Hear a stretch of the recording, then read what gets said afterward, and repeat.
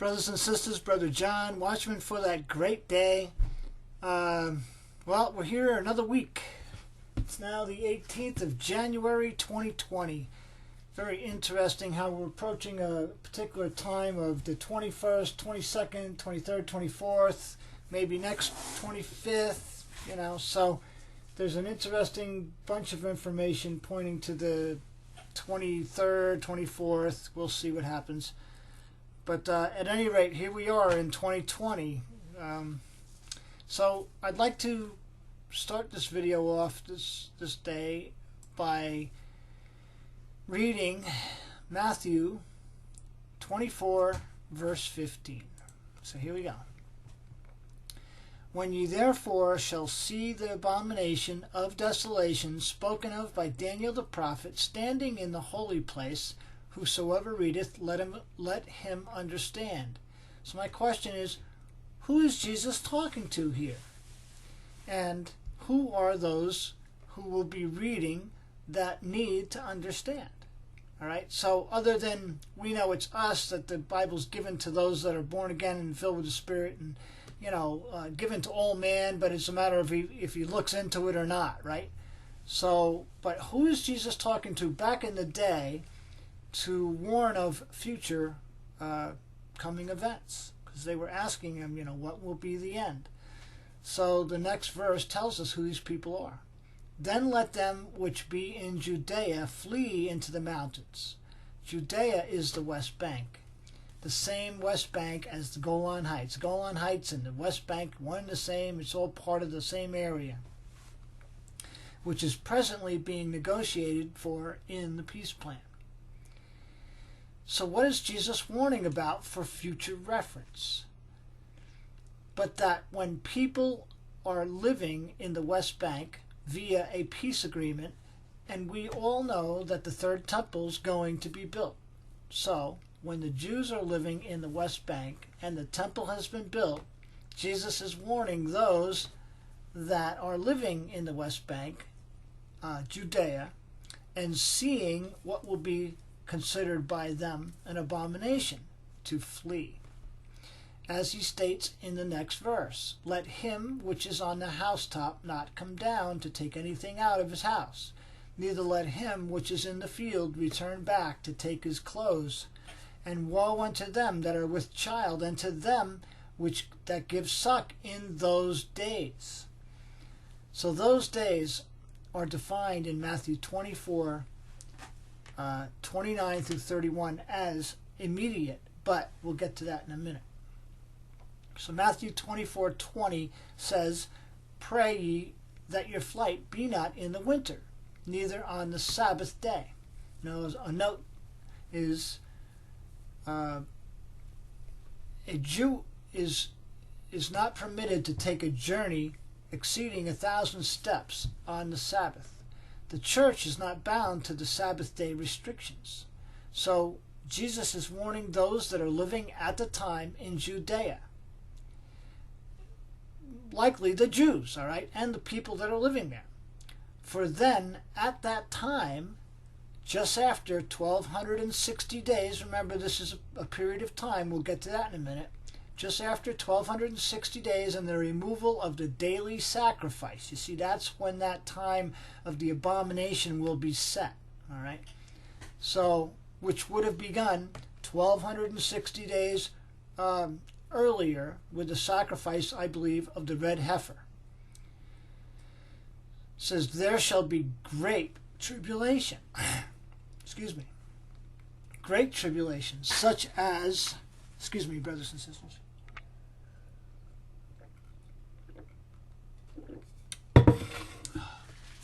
There shall be great tribulation, such as was not ever, or not since the beginning of the world, to this time, no, nor ever shall be.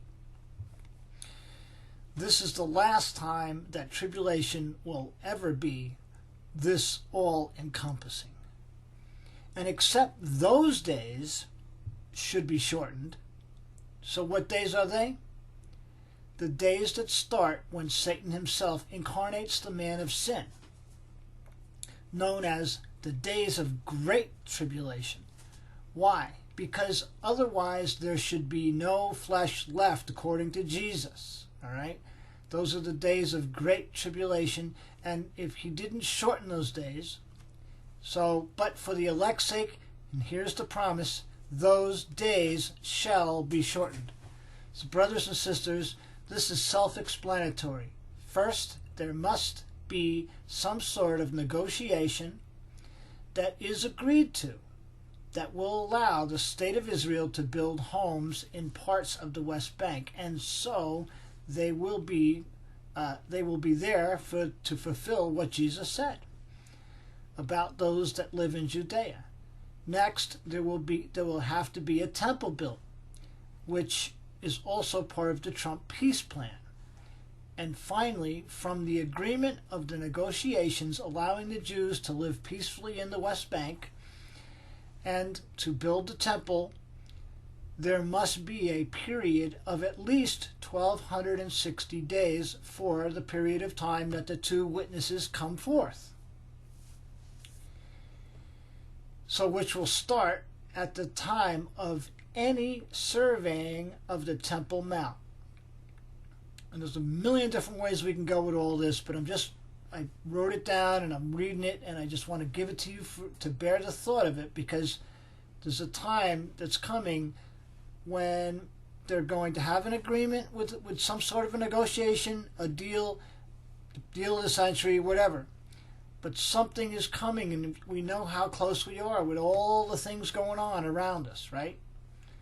So after the time allotted for the two witnesses, okay, which is 1,260 days, they kick off the tribulation.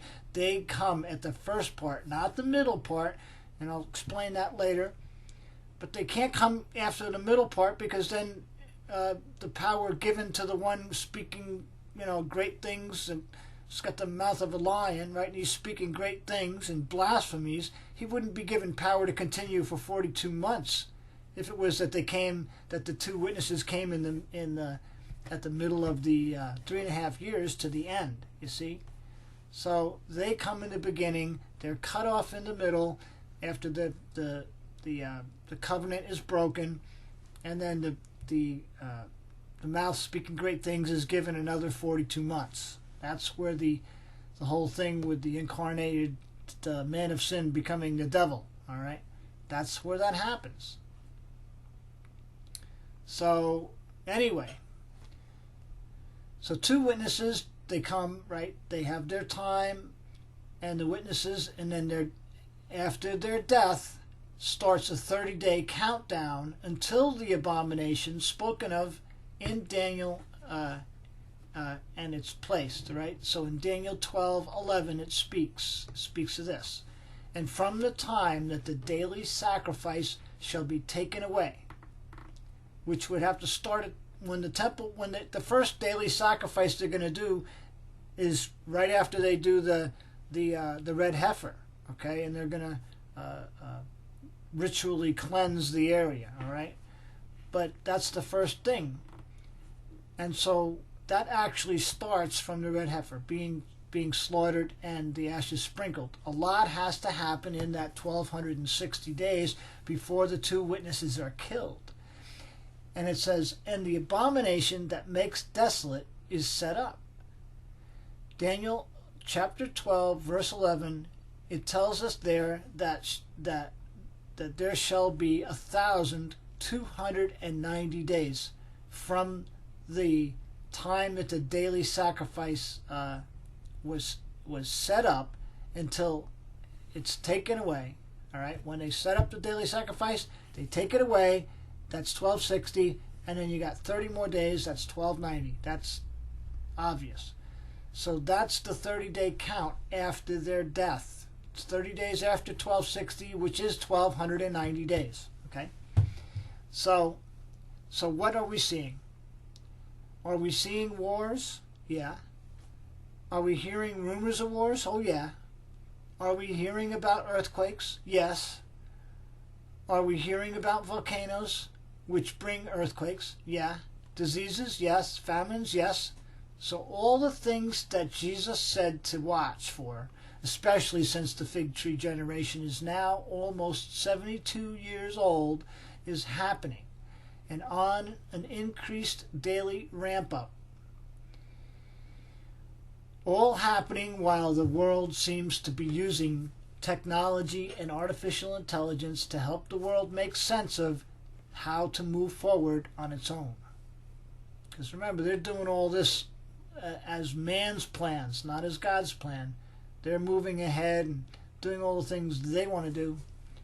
But I saw a commercial, brothers and sisters, this morning that kind of woke me up to the nearness of the explosive day that will soon be here.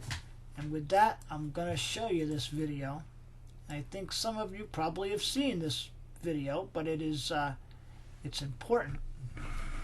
It's important to see this. So let me put this up on the screen. Let's see.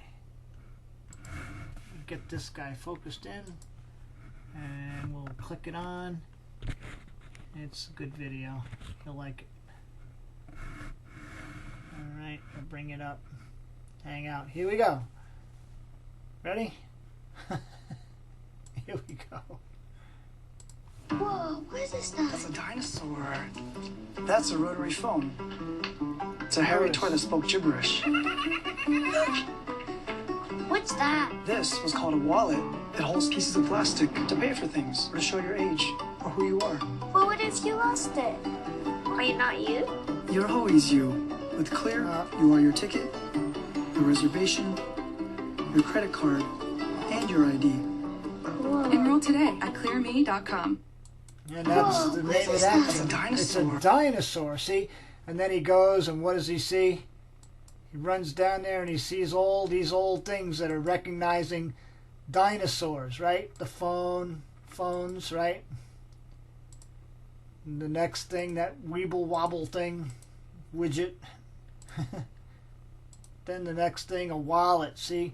Everything is passé. Everything is old now. It's a dinosaur, right? So this is what's coming, brothers and sisters, is this new making travel easier and, you know, placing your hand on a reader, okay? I saw another video earlier that connected to this thing, Clear Me it's called, and it's your fingerprint. But they also take your biometrics, you know, your eye area, they film that, and they have you place your thumb or whatever, left hand or right hand, on an area, and it reads your fingerprints.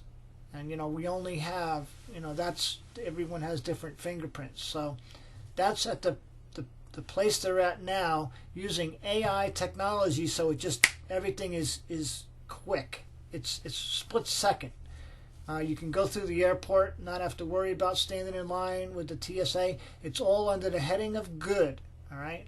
But this is bringing about the mark of the beast in the days we live in, and we're already living in the moment of time when all they have to do is it's already enabled. It's just a matter of enabling it lawfully as the time comes when it will be needed. All right? I don't know if I said that clear enough. Basically, they're waiting for the time that it's going to be needed. It's all out there. Everything is ready. It's not like they have to, you know, make the infrastructure and all that. It's already built. And it'll make people's heads spin once the rapture happens, how quickly all of this comes into, it's already in place. It's just not totally in everyone's sight. But it's going to happen. And I know that we're very close to the rapture. The rapture is close, and we are waiting on the King. That's all I can say. We're waiting on the Father to send His Son Jesus to come and get us. So, brothers and sisters, I'm going to blow the shofar and ask that you're blessed in your households and your families, and that God will give you the patience that we need to wait, because it's a hard thing to wait. It really is, especially some days. So we're all in the same boat. We're all waiting for that escalator ride or elevator ride up, and that time is soon. So take your earbuds out if you got them in.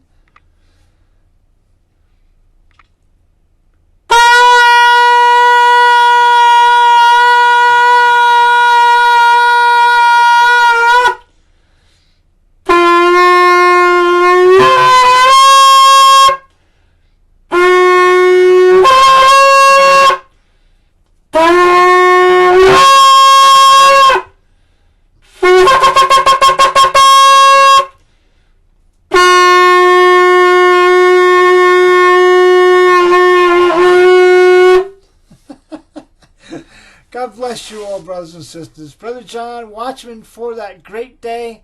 Looking forward to seeing you all in the sky. Keep looking up. Could be today, could be tomorrow, this week. Keep looking up, brothers and sisters. We're close.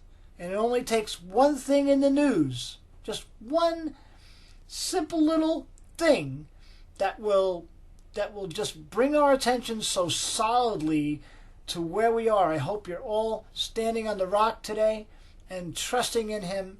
And as I always say, trust in the Lord with all your heart. Lean not to your own understanding, and He'll direct your footsteps. So God bless you all. Brother John, watchman for that great day, out.